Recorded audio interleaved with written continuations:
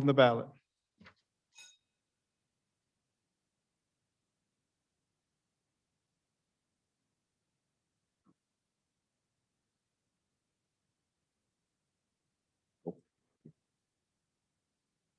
Moving No, this, on the bill as an emergency.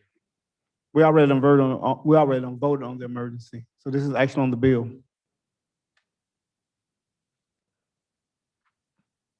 16 yea, 0 nay. All right, your action, you approve 2021-0479. Moving on now to page 35, item 102, 2021-489. I move the emergency. On which one? Okay. 102 on page 35. Okay, we have a motion and a second. All in favor, say, other emergency, say aye. Aye. All opposed, say nay. Aye. Emergency passes. I have no comment or no public participation, so I move the bill as an emergency. Now, we're gonna first talk to, the auditor's gonna speak on it.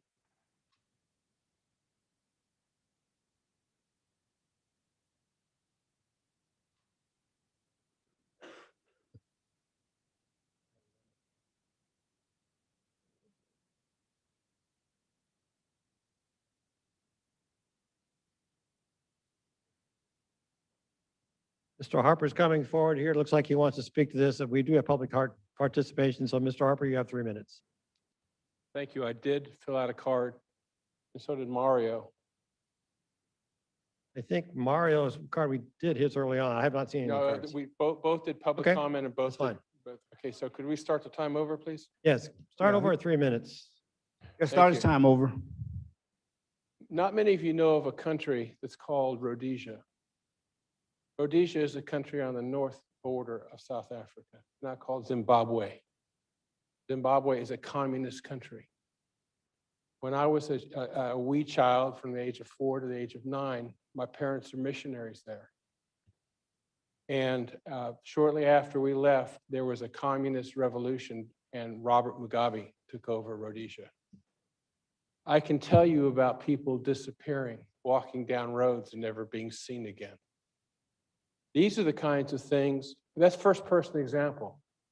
Okay, these are the kinds of things that Cubans are dealing with and have been dealing with ever since Fidel Castro, the Marxist, came to power. There's a phrase that we don't think much about. It's called habeas corpus. Habeas corpus was essential in our constitutional documents. It said, you have to be charged. You cannot be held forever without being charged. You are due your day in court, and it has to be a fair and just hearing. They have no habeas corpus in Cuba. In this current insurrection, there are people who are disappearing, kind of like what happened in Allende's Chile, what happened down in Venezuela. People are disappearing, but yet people are standing up, willing to risk their lives, calling for freedom.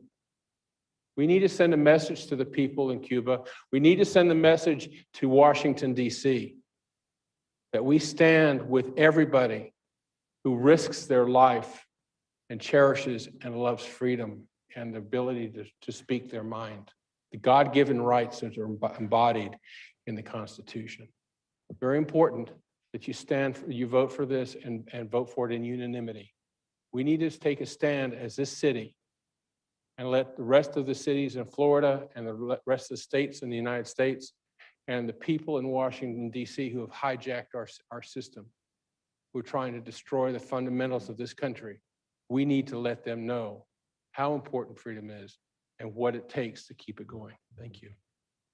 Thank you, Mr. Harper. Mr. Stanque, did you want to speak again, sir? Please come down.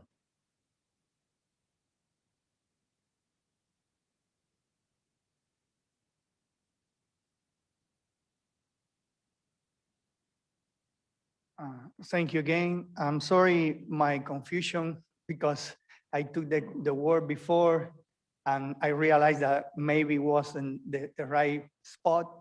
But first, I want to really appreciate Mr. Ferraro to introduce this resolution.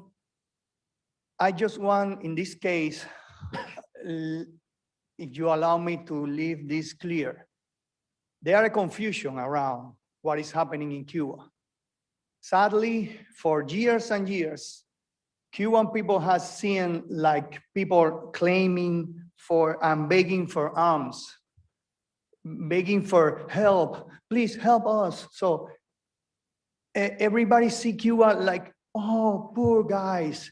Oh, poor guys. No, we are victims, but no victims ourselves. We are the victims from communism. And this has to be clear. Communism equals socialism, equal poverty, misery, hungry, lack of rights. It has to be very clear. We are not claiming for food. We don't need COVID vaccine. We need freedom. So please, if you can help us in any way, just clarify everybody that Cuban people are not asking for health care or vaccines or food. We are claiming for freedom. We need support for our freedom. When we have our freedom, we don't need any other support. Before Castro, Cuba was one of the best countries in Latin America. We never asked anybody else for anything.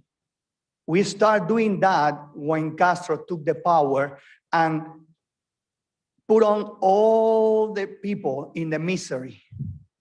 That is why we are fighting now.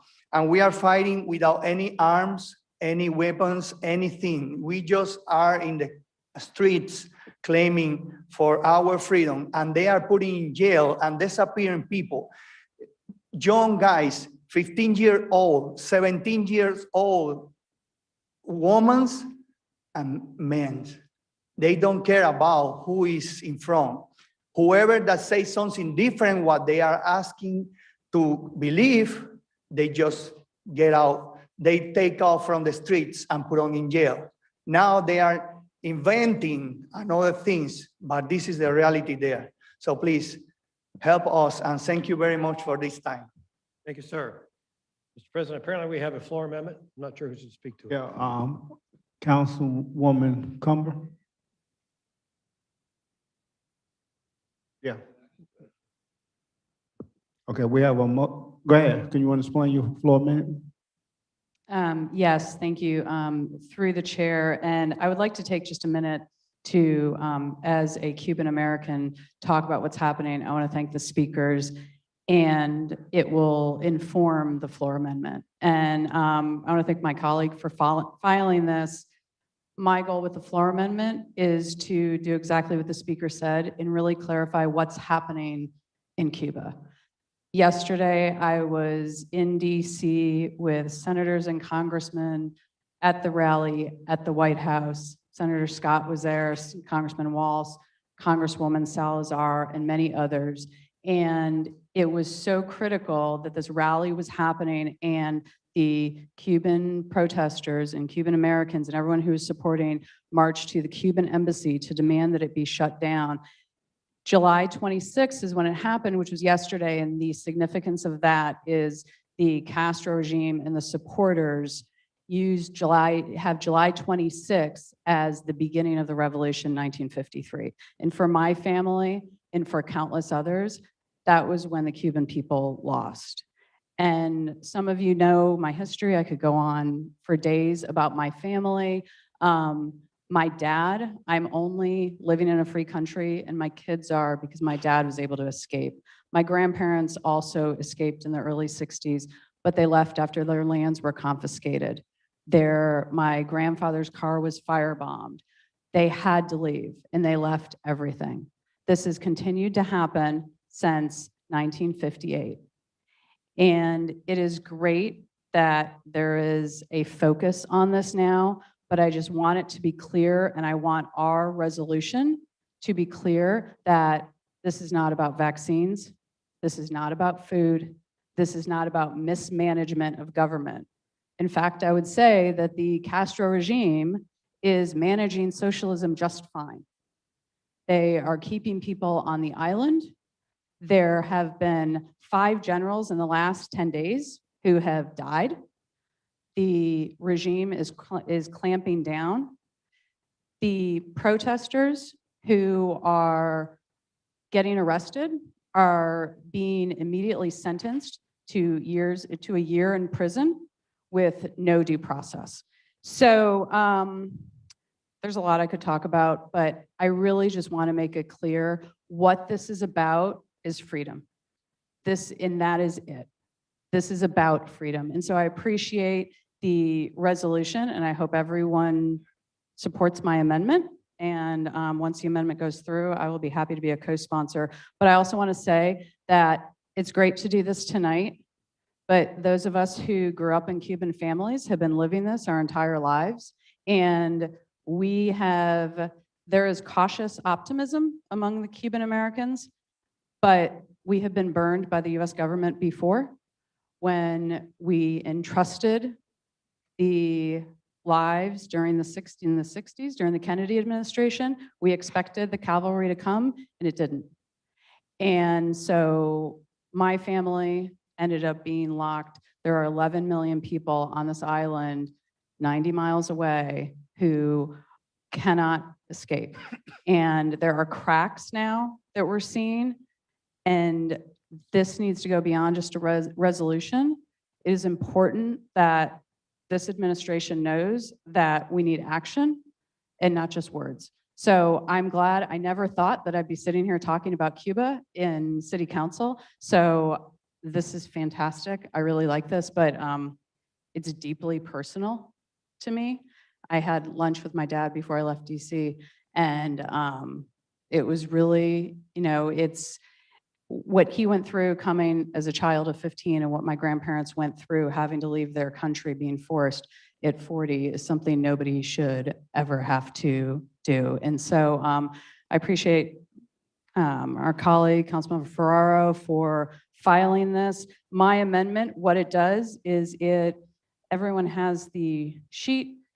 It clarifies that that the Cuban people are fighting against, again, they're fighting for freedom. They're fighting against a failed economic system, not just an economic downturn.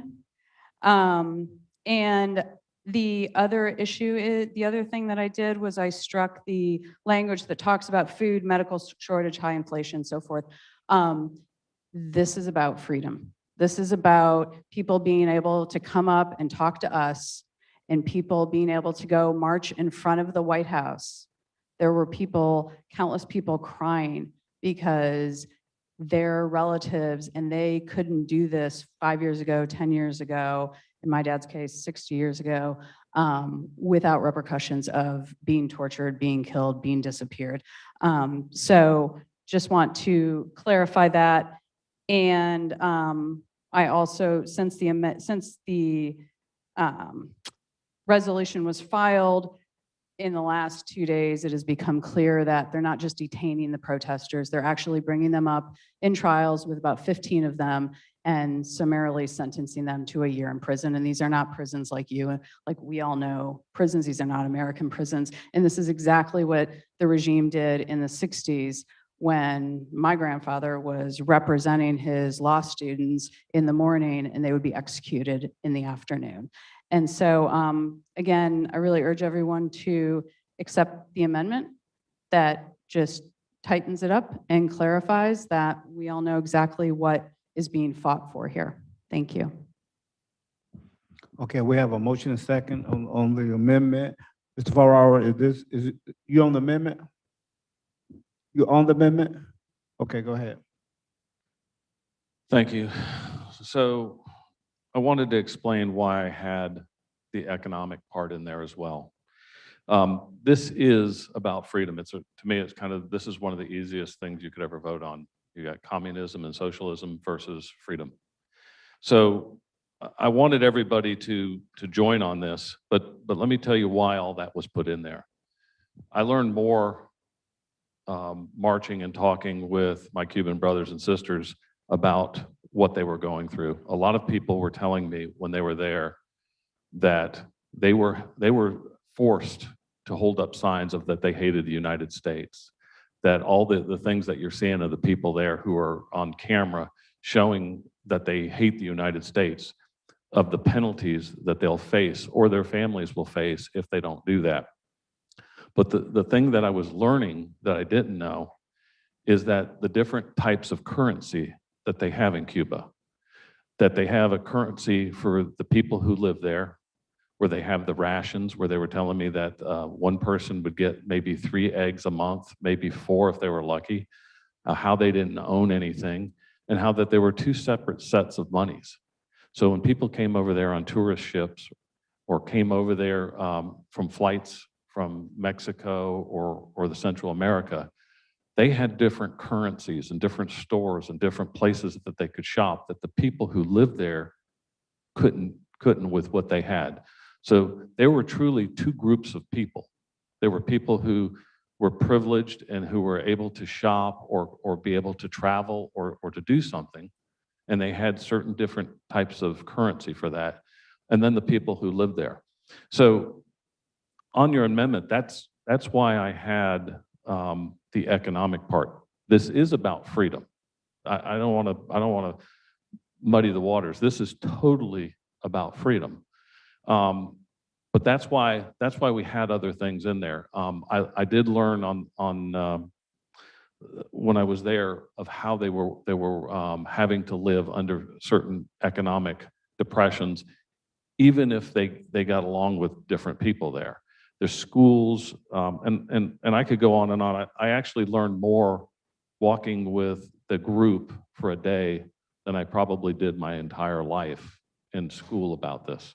But I wanted to put in there, that's why it was important to put the economics, because it doesn't bother me if you're pulling that out. I just wanted you to understand that there were 2 different types of money and currency that people are using, and I'd like to talk about the bill after that. Thank you.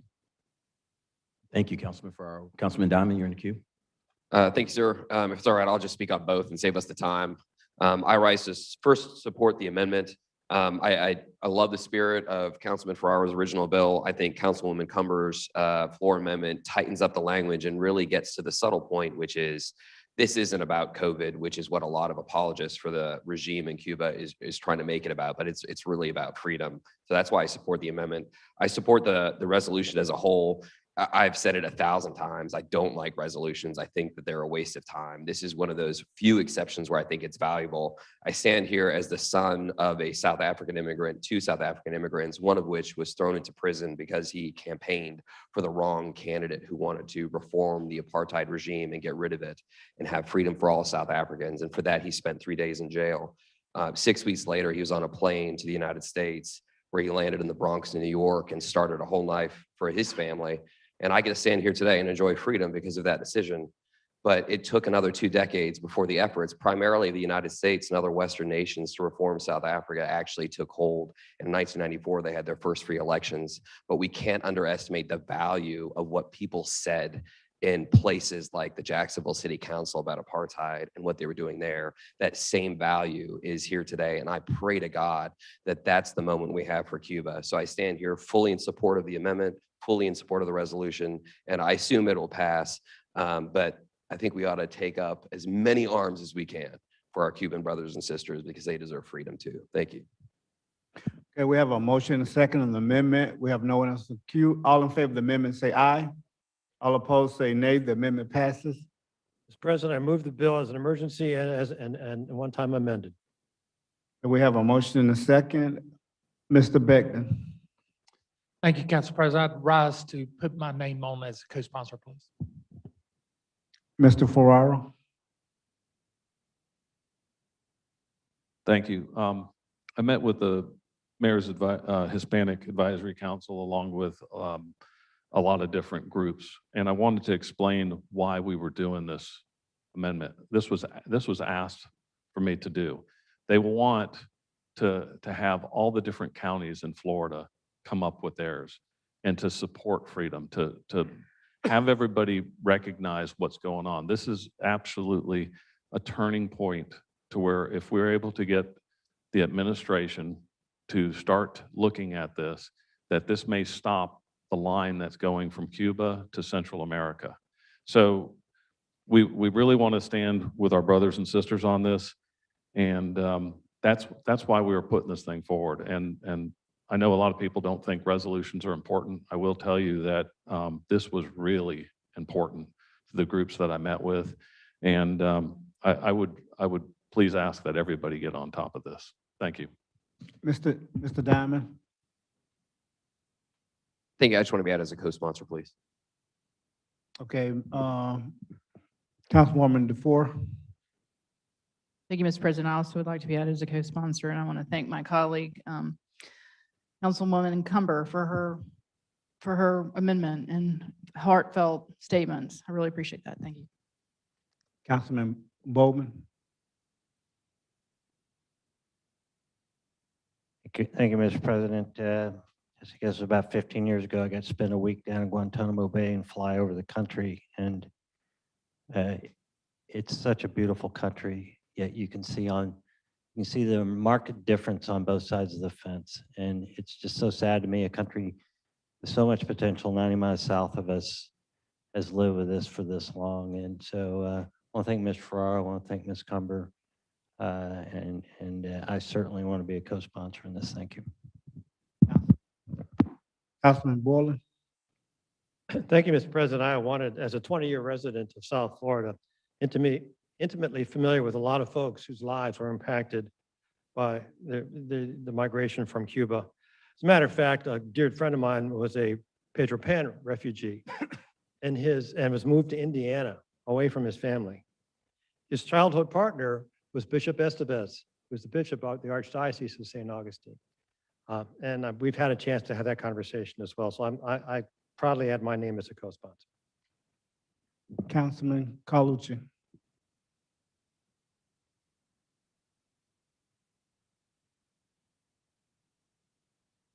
Thank you, Mr. President. I want to add my name as a co-sponsor. I found the spirit of Councilman Ferraro's resolution riveting, and I found the story of my colleague, Ms. Cumber, very compelling and heart-rendering. And I support it fully and would like my name added. Thank you. Councilman Selem? Thank you, Mr. President. I'd like to be added as a co-sponsor. I had the opportunity to visit Cuba for about 12 hours off a cruise ship right before they stopped them, and raced around that as much as I could see in those 12 hours. And I couldn't agree with my colleagues more. It's sad, and we need to do what we can to support freedom. Thank you. Councilwoman Morgan?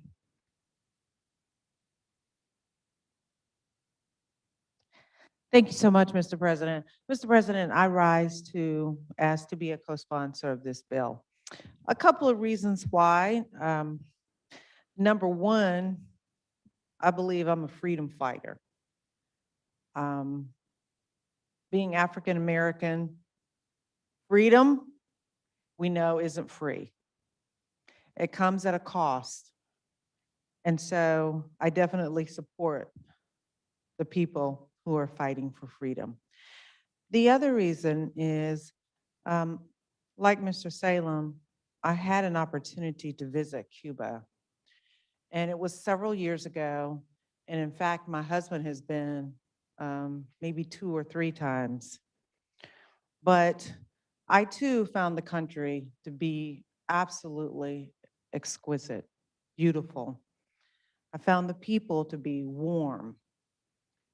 Even going through what they were going through, they never really let on about what was really going on in their country.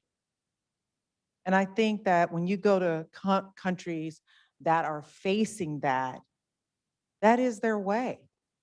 I don't think they say too much because they fear retribution.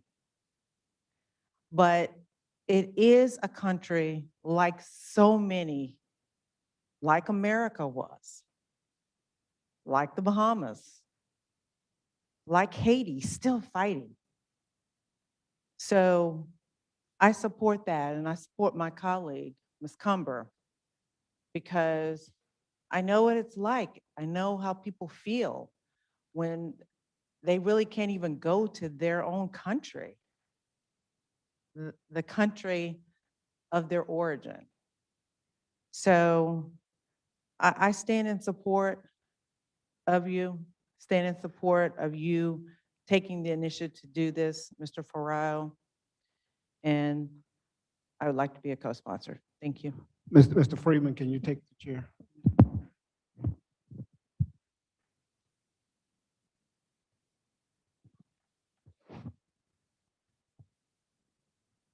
Council President Newby, you're recognized. Yes, I rise to, first of all, I want to thank Councilman Ferraro and Councilwoman Cumber. That was a heartfelt testimony you said, and actually, a lot of people don't know this, but I'm Haitian descent, so I definitely understand. So I definitely rise to be a co-sponsor.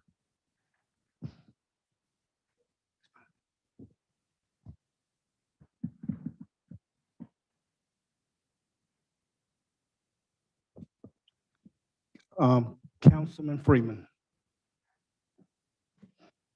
Thank you, Mr. President, and I'll be brief. First, I would like to thank Councilman Ferraro for filing this resolution and bringing it before us. I would like to thank Councilwoman Cumber for sharing her story, and I would like to thank the speaker as well, and Councilman Cumber for the amendment, and the speaker for coming up and sharing his story.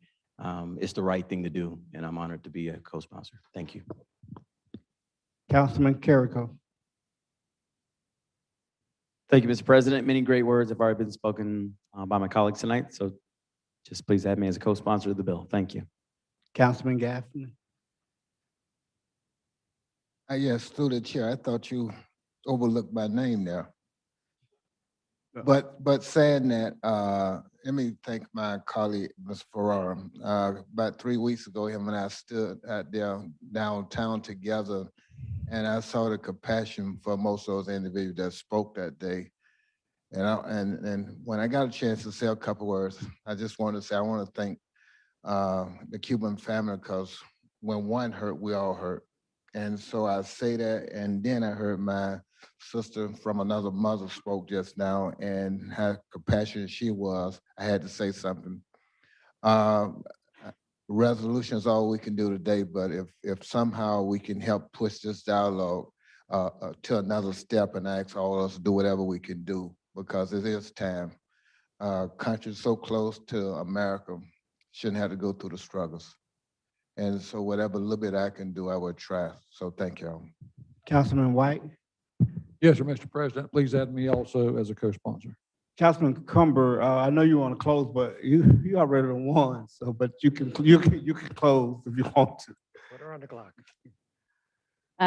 Thank you, through the president. I just want to thank all my colleagues, and I just want it not to be lost on anyone here who's watching, whoever sees this, that what's happening now and what happens every day in this building and throughout the country is exactly why the Cuban people are flying American flags in Cuba, because it can't happen there. And so with all our disagreements and everything that goes on, this really is by far the best system. We are by far the best country, and I appreciate all the support.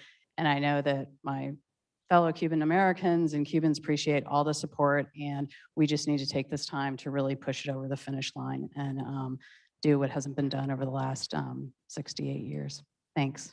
If there are no more speakers, I move the amendment. And add Ms. Cumber as co-sponsor. Okay, you want to be a sponsor? Okay, all in favor of the amendment, say aye. Aye. All opposed, say nay. The amendment passed.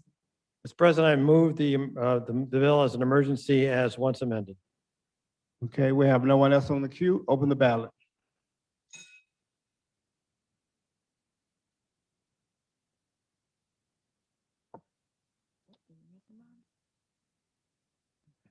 $15 yeas, 0 nays. All right, your action, you approve